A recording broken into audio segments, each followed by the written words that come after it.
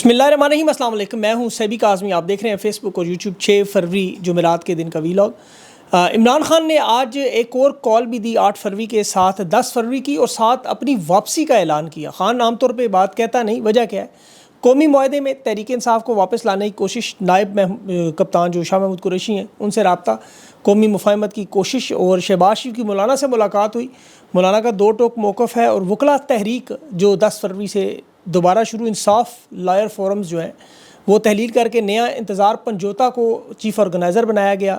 اس کے علاوہ جو تارڑ گروپ اور حکومت کے ججز لائے جا رہے ہیں رنگ برنگے، بغیر حلف کے جو کام بھی کر رہے ہیں اس کی بھی تفصیل۔ اور خان کے دبنگ وکیل نے فیصل چودھری نے آج پنجاب کی حکومت قوم کی ترجمانی کی ویڈیو بڑی وائرل ہوئی۔ یوم سیاہ اس وقت آپ کو پتہ ہے منانے کے لیے کراچی، سندھ، پنجاب، لاہور میں آگہی مہم جاری ہے، اور اس کے ساتھ ساتھ تحریک انصاف نعرے پاکستان میں جلسے کی اجازت کے لیے 9 بجے تک کا ان کو الٹیمیٹم دیا ہوا ہے۔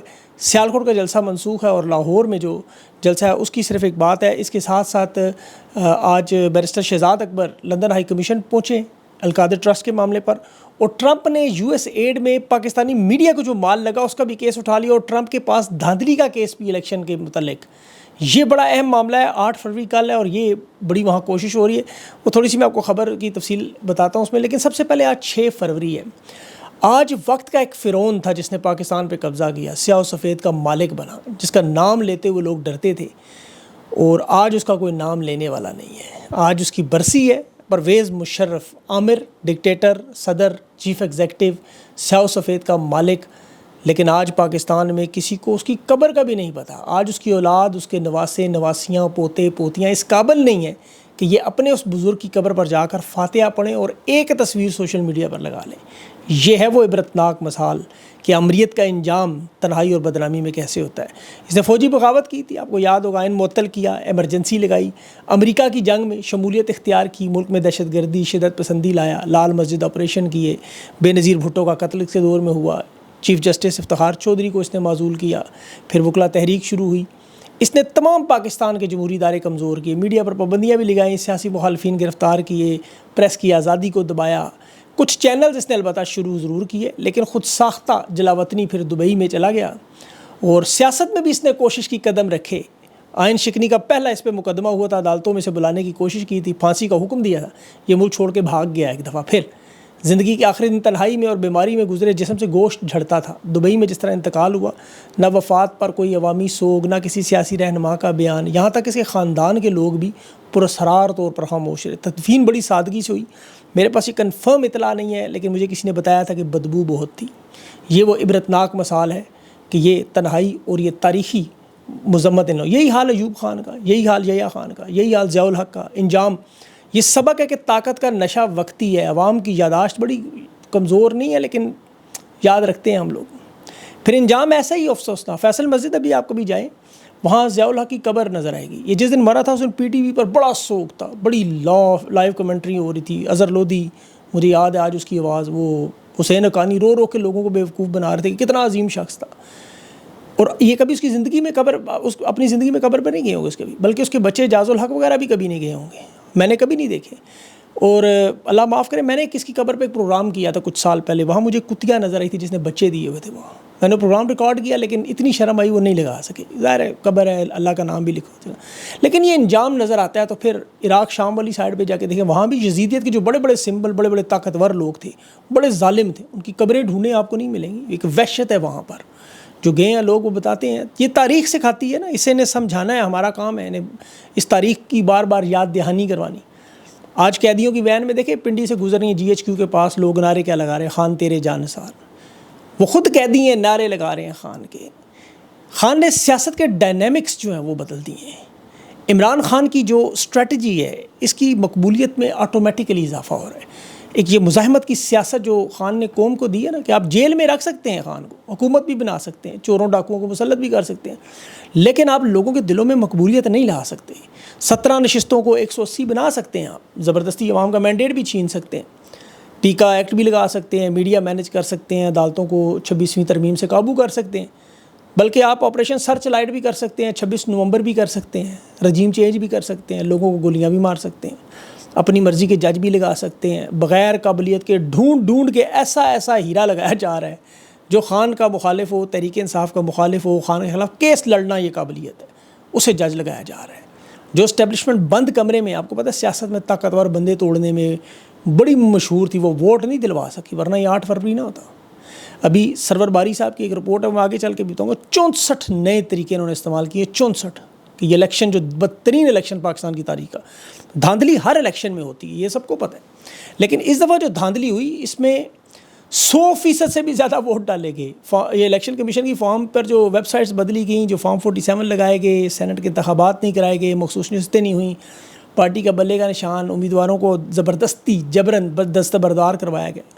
سب سے بڑھ کر انہوں نے الیکشن میں سے خان کو مائنس کیا. یہ سہولت کاری پاکستان کی تاریخ کا سب سے بڑا ڈاکہ، سب سے بڑا. یہ عوامی لیگ کے ساتھ نہیں ہوا. عوامی لیگ سارا الیکشن جیت گئی تھی، انہیں مینڈیٹ نہیں ملا واپس. حکومت البتہ انہیں نہیں دی گئی، الیکشن وہ جیت گئے، اس کا انہیں نتیجہ مل گیا، تحریک انصاف کو رزلٹ نہیں ملا. یہ بنگلہ دیش کے شیخ حسینہ کے اب کے الیکشن تھے، اور انجام جو اب ہوا وہی ہوگا ان کا بھی، چاہے کتنا ٹائم لگ جائے. یاد رکھیں عمران خان نے تو سمجھایا تھا لڑائی لمبی ہے، لڑائی تھوڑی لمبی ہے. تاریخ آپ ضرور دیکھا کریں، دیکھیں یہ سمجھاتی ہے انسان کو. ضیاء اللہ 11 سال امریت کے قبضے میں پاکستان پر قبضہ کر کے بیٹھا رہا، بالآخر مارا گیا. 88 میں جمہوریت بحال ہوئی. جنوبی افریقہ میں پڑھیں تو 48 میں جو نظام لگایا گیا تھا، نیلسن منڈیلا 27 سال لڑتا رہا، اور پھر عوام کی تحریک سے وہ آیا. بین الاقوامی دباؤ بھی تھا، معاشی پابندیاں بھی تھیں. 1994 میں جمہوریت تھی یورپ میں، جو سوویت یونین کے زیر اثر تھا. وہاں بھی پھر جرمنی میں آپ دیکھ لیں، برلن کی وال اسی طرح گری.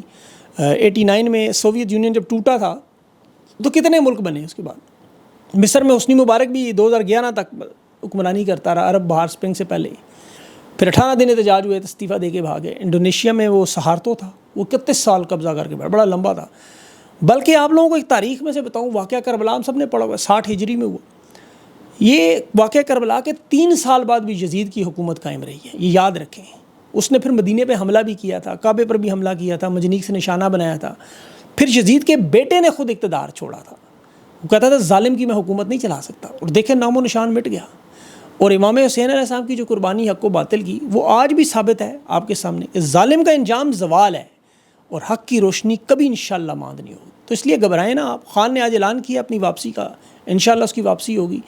یہ میں بھی ایک ویڈیو دیکھ رہا تھا، اس میں ایک محترمہ فرما رہی تھی کہ جی ونسٹن چرچل بڑا ویژنری لیڈر تھا. خان کو تو سیاست کا پتہ ہی کوئی نہیں، یہ سیاست خان جانتے ہی نہیں. یہ موازنہ کرتی ونسٹن چرچل کے ساتھ.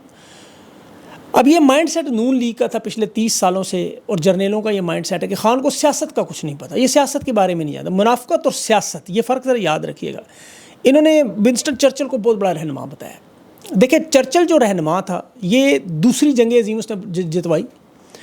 اس کا تعلق ایک اشرافیہ سے تھا، ملٹری اکیڈمیوں سے پڑھا تھا. سینٹ ہرسٹ اکیڈمی میں، جو فوجی اکیڈمی ہے برطانیہ کے، جہاں سے باجوہ حجوہ بھی جاتے رہے، فوجی کیریئر تھا اس کا. کتابیں شتابیں بھی لکھتا رہا، جنگ عظیم جیت بھی گیا. ایک اس کی بہت بڑی غلطی ہے، اسے آپ برطانیہ کے جنگی ہیرو کہیں، لیکن اس کی نظریاتی سیاست بالکل مختلف تھی. آزادی کا بڑا سخت دشمن تھا، دوسروں کی آزادی سے پسند نہیں تھی، چاہے وہ ہندوستان کی ہو، چاہے کینیا کی ہو، افریقہ کی ہو. یہ ان لوگوں کے بارے میں جو اس کی سوچ تھی، اس کی بڑی مشہور کتابیں ہیں، پڑھیں. ان خاتون کو بھی چاہیے ذرا پڑھا کریں کہ یہ ہندوستان کے لوگوں کو کہتا کیا تھا.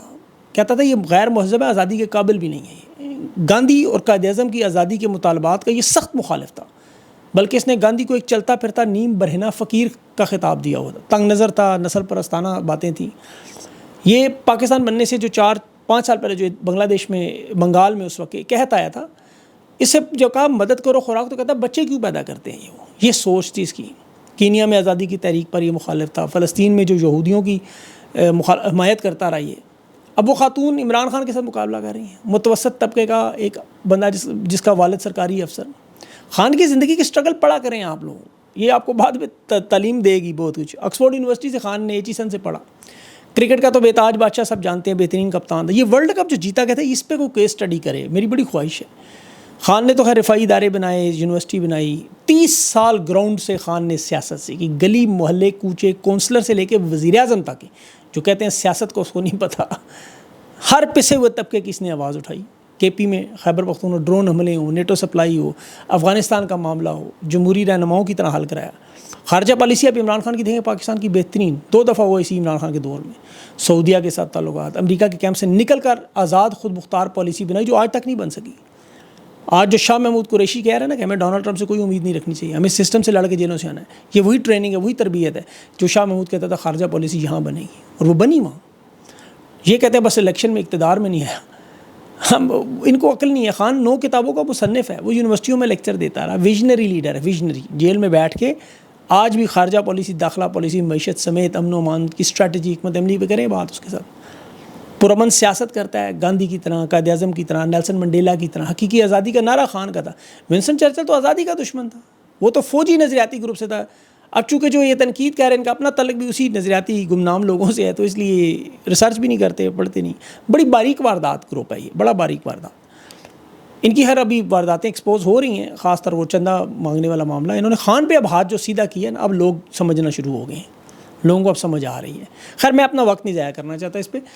تحریک انصاف نے جو کہا آج 9 بجے تک جلسے کی اجازت نہ ملی, تو جلسہ جو لاہور کا اس میں لائے عمل دیں گے.